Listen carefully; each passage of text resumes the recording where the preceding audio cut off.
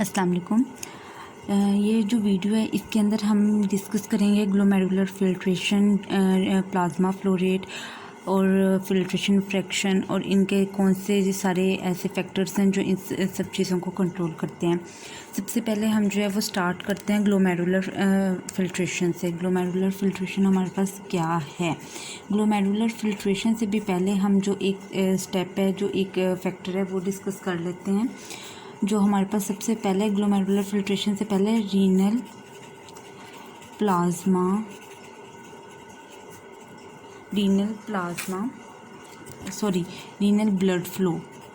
Blood flow. सबसे पहले renal blood flow हम देख लेते हैं। रीनल ब्लड फ्लो ऐसी कोई भी मतलब कि ब्लड फ्लो जो जितना भी हमारा किडनीज़ को ब्लड जा रहा है, all the blood that flow goes to kidneys, उसको हम कहते हैं कि ये हमारे पास रीनल ब्लड फ्लो है।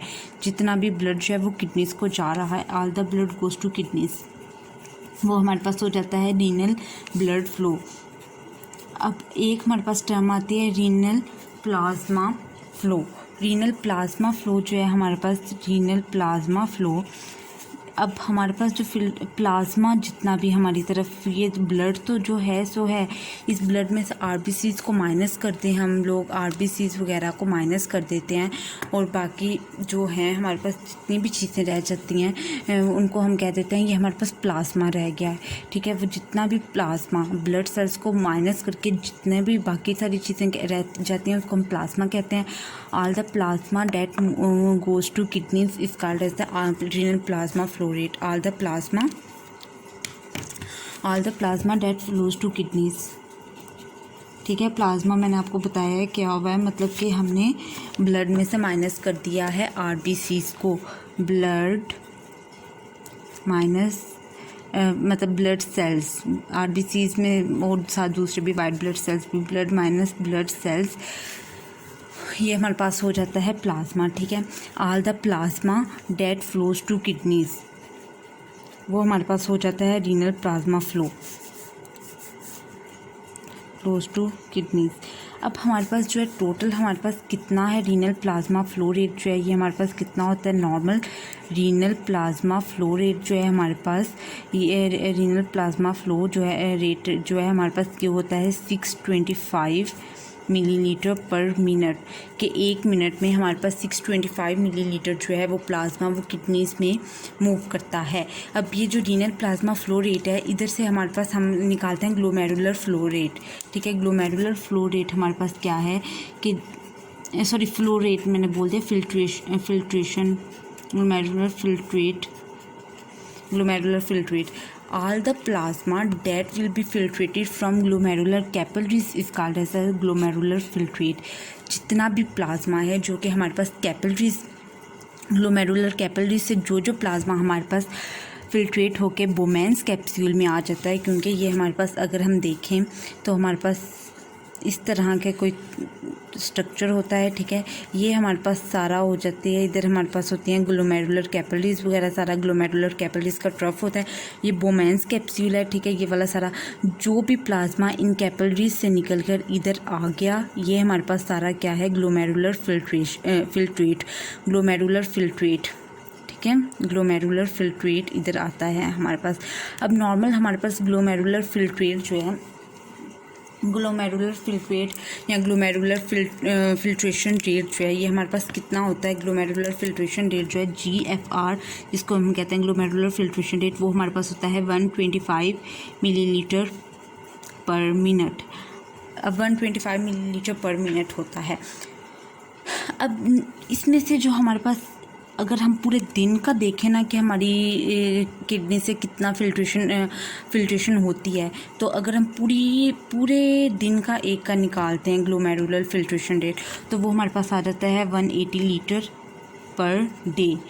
जो पर मिनट है वो 125 मिलीलीटर पर मिनट है और 180 लीटर पर डे है हमारे पास। ठीक है, अब इसमें से अगर हम देखते हैं कि हमारे पास टोटल जो 125 मिलीलीटर पर मिनट हमारे पास GFR आया है, इसके अंदर से हमारे पास जो है वो 124 मिलीलीटर पर मिनट जो है ये हमारे पास रीअब्जॉर्प्शन हो रही होती है। ओनली 1 मिलीलीटर पर मिनट हमारे पास यूरिन फॉर्मेशन हो रही होती है। ठीक है, अगर हम पूरे दिन का ये देखें तो पूरे दिन में हमारे पास जो हो रही होती है 178.5 लीटर पर डे हमारे पास फ्लूइड जो है वो रीअब्जॉर्ब हो रहा होता है रीनल ट्यूब्यूल्स में। अब आगे हमारे पास एक टर्म आ जाती है फिल्ट्रेशन फ्रैक्शन आ जाती है। ठीक है, ये भी एक फिल्ट्रेशन फ्रैक्शन है। फिल्ट्रेशन फ्रैक्शन में मतलब कि हमारे पास ये होता है कि जो हमारे पास एक फ्रैक्शन हम निकालते हैं कि एक फ्रैक्शन कितनी है जो हमारे पास चीज़ें मूव आई हैं ग्लोमेरुलर कैपिलरीज में वो चीज़ें आई थी उनकी कितनी फ्रैक्शन है जो हमारे पास फिल्ट्रेट हुई है। कि यह सारी की सारी चीज़ें तो फिल्ट्रेट नहीं हुई, उनकी एक फ्रैक्शन ही फिल्ट्रेट हुई है ना। हमने उस फ्रैक्शन को देखना है कि वो फ्रैक्शन क्या है जो फिल्ट्रेट हुई है। हम देखते हैं इसकी हम ये डेफिनेशन लेते हैं कि फिल्ट्रेशन फ्रैक्शन हमारे पास क्या है। फिल्ट्रेशन फ्रैक्शन हमारे पास है GFR कि जो हमारे पास glomerular renal plasma flow rate की कितनी परसेंटेज है, कितनी फ्रैक्शन है जो कि हमारे पास फिल्ट्रेट हुई है, ये हमारे पास फिल्ट्रेशन फ्रैक्शन होती है। रीनल प्लाज्मा फ्लो, ठीक है, रीनल प्लाज्मा फ्लो और GFR। अब हमारे पास ये क्या है, GFR हमारे पास कितना है। हमने देखा है कि GFR हमारे पास होता है 125 मिलीलीटर पर मिनट और जो हमारे पास रीनल प्लाज्मा है वो 625 मिलीलीटर पर मिनट होता है। इन दोनों को जब हम इनकी वैल्यू निकालते हैं तो वो हमारे पास आती है 19.5 जो कि ऑलमोस्ट होती है 20% हमारे पास होती है रीनल प्लाज्मा फिल्ट्रेशन फ्रैक्शन हमारे पास 20% होता है।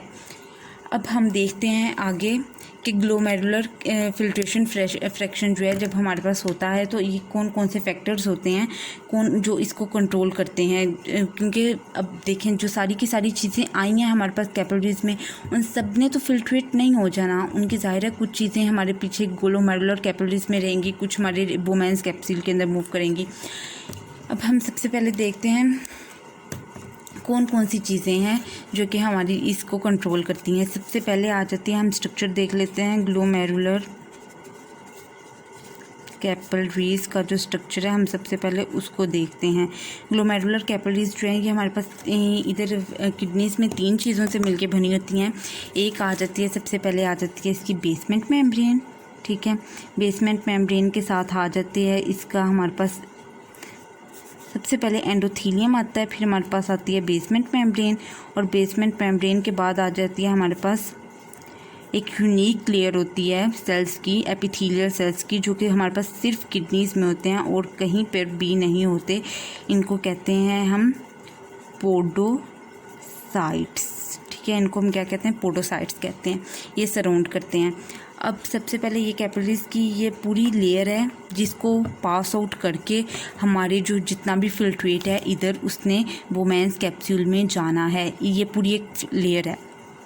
अब ये देख लेते हैं कि इस तरह तो मतलब कि जो हमारे पास ग्लोमेरुलर कैपिलरीज हैं इसकी बेसमेंट मेम्ब्रेन में बहुत ज़्यादा पोर्स हैं। इसके एपिथेलियल सेल्स जो पोडोसाइट्स हैं वो बहुत एनलार्ज्ड हैं कि उनमें से हमारे पास बहुत ज़्यादा प्रोटीन्स पास आउट कर सकते हैं। पर इधर कौन से ऐसे फैक्टर्स हैं जो इन प्रोटीन्स को पास आउट करने से रोकते हैं, वो कौन सी ऐसी ज़ाहिर है कि हमारे पास अगर प्रोटीन्स भी पास आउट होने लग पड़ेंगे तो हमारे ब्लड में तो बहुत कम लेवल हो जाएगा प्रोटीन्स का। तो इधर हम देखते हैं कि वो कौन से ऐसे फैक्टर्स हैं जो प्रोटीन्स को पास आउट होने से रोकते हैं। एक तो हमारे पास आ जाती है नेगेटिविटी ऑफ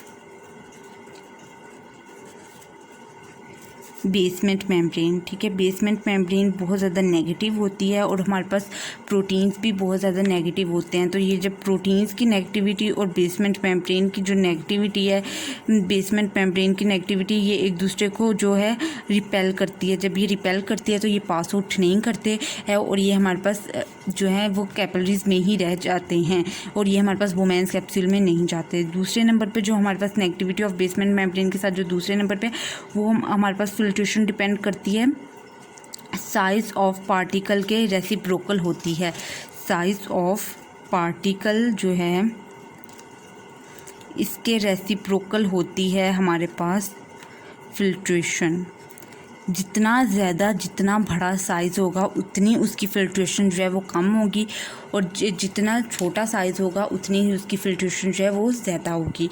ठीक है, ये हमने डिस्कस कर लिया। अब हम इधर देख लेते हैं, कुछ हमारे पास होती हैं फोर्सेस जो कि हमारे पास फ़िल्ट्रेशन को इधर अपोज़ करती हैं और कुछ इसके फेवर में होती हैं। अब सबसे पहले हम देख लेते हैं कि जो हमारे पास 4 किस्म की फोर्सेस होती हैं जो कि हमारे पास ग्लोमेरुलर फिल्ट्रेशन को हमारे पास प्रमोट कर रही होती हैं और अपोज़ कर रही होती हैं। इनमें से 2 ऐसी हैं जो प्रमोट कर रही होती हैं और 2 ऐसी हैं जो अपोज़ कर रही होती हैं।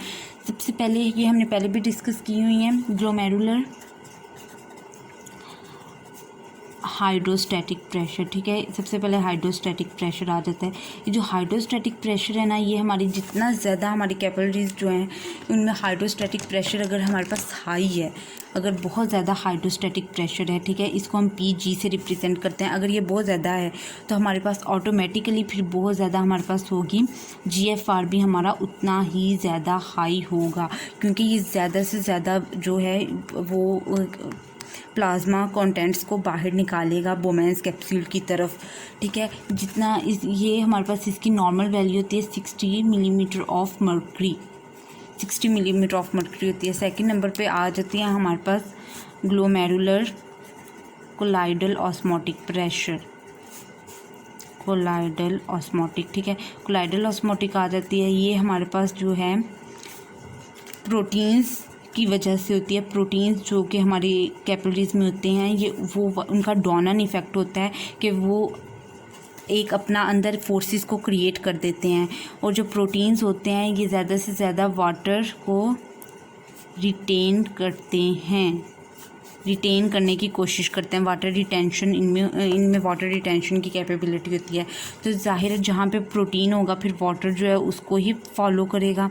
इस वजह से जब हमारे पास ये वाला जो फैक्टर है ये हमारे पास फ़िल्ट्रेशन को अपोज़ करता है।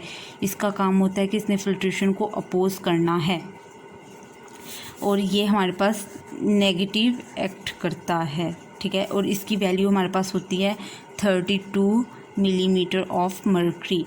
अब हमारे पास जो तीसरा फैक्टर आ जाता है वो हमारे पास आ जाता है बोमेंस capsule hydrostatic force, hydrostatic pressure. ठीक है, ये जो हाइड्रोस्टैटिक बोमेंस कैप्सूल में है ना, ये हमारे पास करता है, ये ज़्यादा से ज़्यादा फ़िल्ट्रेशन करवाने की कोशिश करता है कि ज़्यादा से ज़्यादा हमारे पास फ़िल्ट्रेशन हो। ये हमारे पास ज़्यादा से ज़्यादा वाटर्स को और दूसरी चीज़ों को बाहर निकालने की कोशिश करता है, जिसकी वजह से हमारा फ़िल्ट्रेशन का जो प्रोसेस है वो इंक्रीज़ होता है।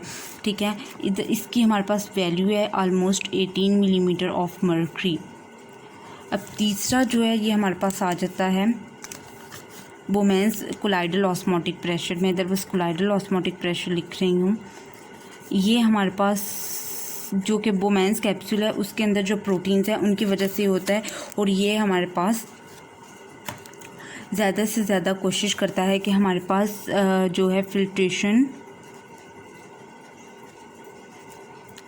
जो हमारे पास ज़्यादा से ज़्यादा फ़िल्ट्रेशन है वो हमारे पास ये अपोज़ कर रहा था, सॉरी, ये जो हमारे पास फिल्टर ये बोमेंस हाइड्रोस्टैटिक प्रेशर है ना, ये हमारे पास कोशिश करता है कि फ़िल्ट्रेशन ना हो, और ये इधर फ़िल्ट्रेशन को अपोज़ करता है। और जो ये वाला प्रोसेस है ये फ़िल्ट्रेशन को फेवर करता है, क्योंकि अगर प्रोटीन्स हमारे पास ज़्यादा होंगे बोमेंस कैप्सूल में तो वो वाटर को अपनी तरफ मूव करेंगे। वो कहेंगे, वाटर को कहेंगे कि तुम ज़्यादा से ज़्यादा फ़िल्ट्रेट होकर बोमेंस कैप्सूल में आओ।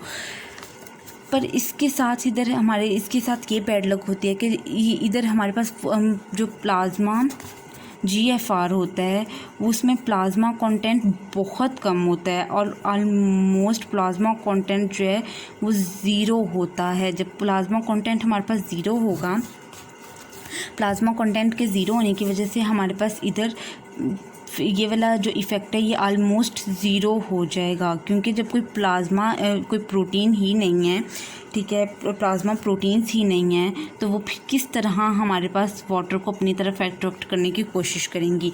जब हम इन सब चीज़ों को ऐड करते हैं GFR का, जब हम इन सब चीज़ों को ऐड करते हैं तो हमारे पास जो आती है वैल्यू, हमारे पास नेट वैल्यू आती है 10 मिलीमीटर ऑफ मर्करी की net value 10 millimetre of mercury in the favour of filtration आती है।